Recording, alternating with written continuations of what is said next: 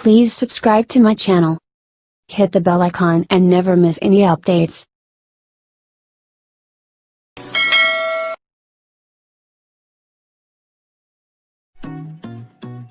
Hi friends, Assalamu alaikum and welcome back to my channel. I am Sumaya from Sumi's Home Chef.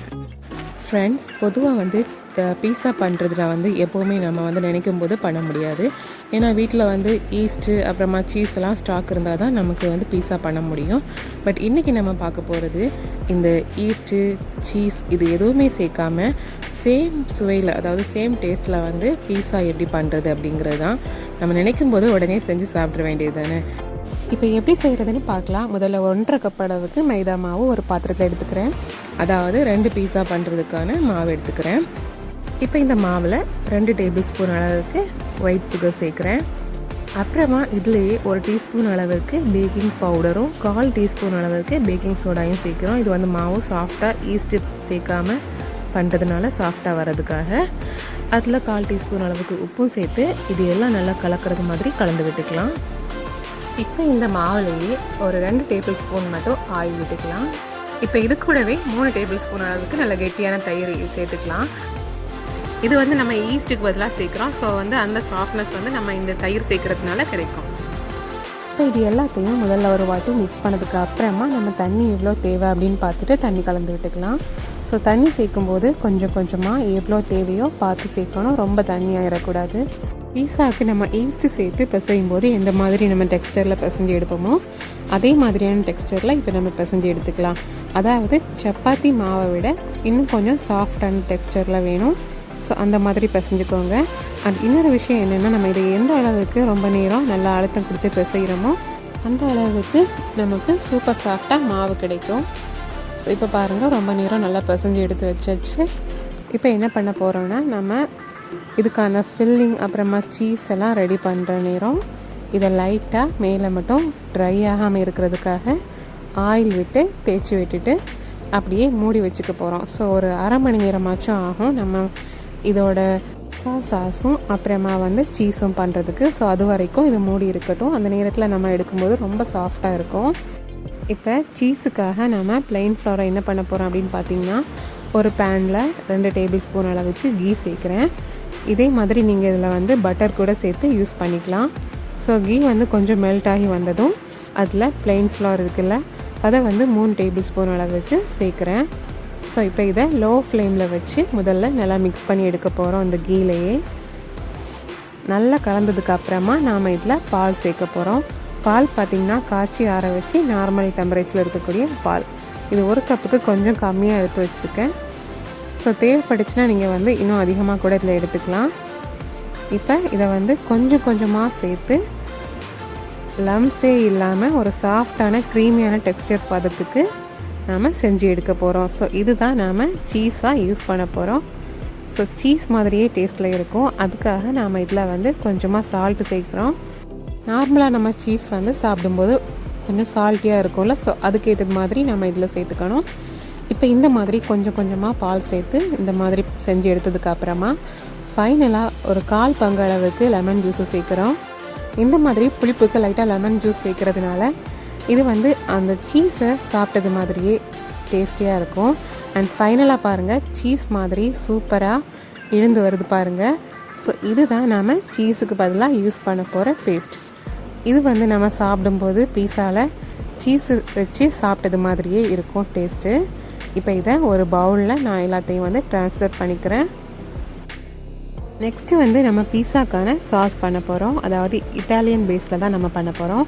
அதுக்கு நான் நல்லா பழுத்து நல்லா ரைப்பான தக்காளி 5 எடுத்துக்கிறேன். ஸோ இதை இப்போ பாயில் பண்ண விட போகிறேன். இது நம்ம ஸ்கின்னை ரிமூவ் பண்ணி எடுக்கிறதுக்காக. இப்போ பாருங்கள், நல்லா கொதிச்சிடுச்சு அண்ட் ஸ்கின்னும் நல்லா வெடித்து வந்திருக்குது. இப்போ நான் இதை கூல் வாட்டரில் மாற்றிட்டு தோல் விழித்து நல்லா ஃபைனாக அரைச்சி எடுத்து வைக்கிறேன் ஒரு பக்கமாக. இன்னொரு பக்கம் 2 டேபிள் ஸ்பூன் அளவுக்கு ஆயில் விடுறேன்.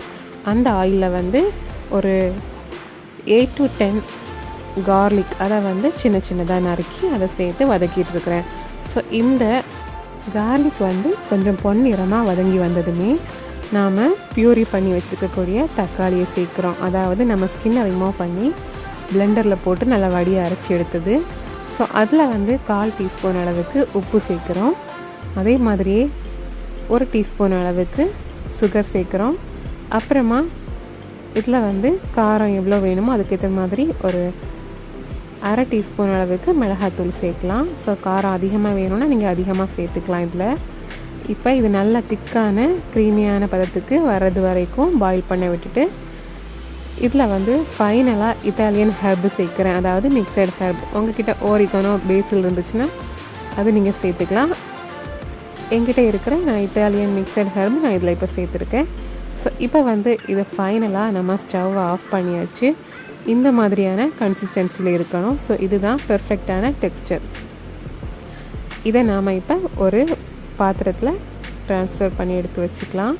ஸோ சூப்பரான இத்தாலியன் பீஸா சாஸ் தயாராகிடுச்சு.